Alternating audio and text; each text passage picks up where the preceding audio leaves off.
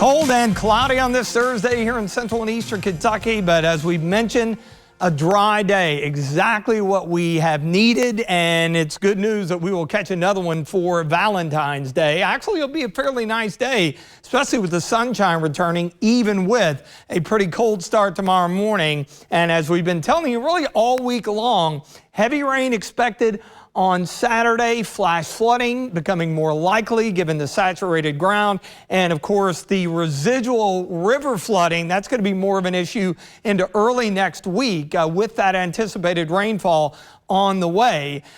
Here's an example. Rivers running high. This is Cumberland Falls, but this was last Saturday from Keith Smith, and this was before the rain that we had earlier this week. I mean, typically, if you've been down there, the falls go pretty far down before you hit the water, and so you see how elevated it is, and that's just going to be exacerbated, it looks like, by the time we hit Friday night into Saturday. Quiet out there today other than a few flurries here and there, but for the most part looking good. Checking out Mount Sterling in Montgomery County. Notice it is dry, but it's cold, 30. We've had that west to northwest wind at about 10 to 15. That's knocked the wind chills down into the teens and 20s. 29 at Jackson County at the Mesonet site there near McKee. Upper 20s and low 30s down south, so it promises to be a chilly Thursday evening. Our wind gusts beginning to back off a little bit, but here in the short term, if you're going to be out, we're looking at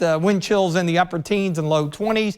High pressure out to the west, that'll build in, and that's going to scour out some of the low-level moisture. Winds back off. You see the colder air mass that will help drive us down into the upper teens, low 20s tomorrow morning. So with high pressure moving in, yeah, it sets us up for a cold overnight, but it should also be a nice Valentine's Day, especially with the sunshine returning. That'll kind of lift the spirits up a bit.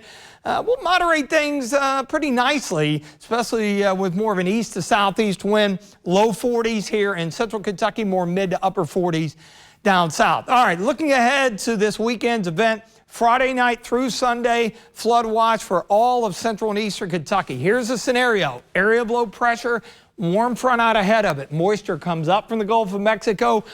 That provides the lift, the boundary does, and then you get the rainfall, moderate to heavy, just running over the same areas throughout the afternoon and into the evening. And then as this area of low pressure, the farther north that it goes, the better chance we'll have a window of some stronger storms. With it spinning right overhead, there's going to be a good bit of wind as well. If we see a few strong storms, that means additional heavy rain. And then on the backside, temperatures take a tumble. We're looking at a few scattered snow showers on Sunday, probably upper 20s by the end of the day, and then a chilly President's Day to come. Here's the latest rainfall forecast, and this is why the concern is elevated for flash flooding. In yellow, 2 to 4, a good swath of 4 inches plus potential between Lexington, London, Somerset, and out toward Campbellsville to Bowling Green, 5 plus. You know how saturated the ground is. If we put that kind of moisture in the ground, it's going to be very problematic. That's why we've got a level 3 out of 4 on the flash flood risk in red. 40% chance at any given point within 25 miles that there will be some flash flooding, especially on Saturday night. So keep that in mind. We're on the northern edge of the severe threat. Looks like an organized outbreak down south. And we'll be preaching this to you over the next few days. Don't try to cross a flooded roadway. Turn around, don't drown.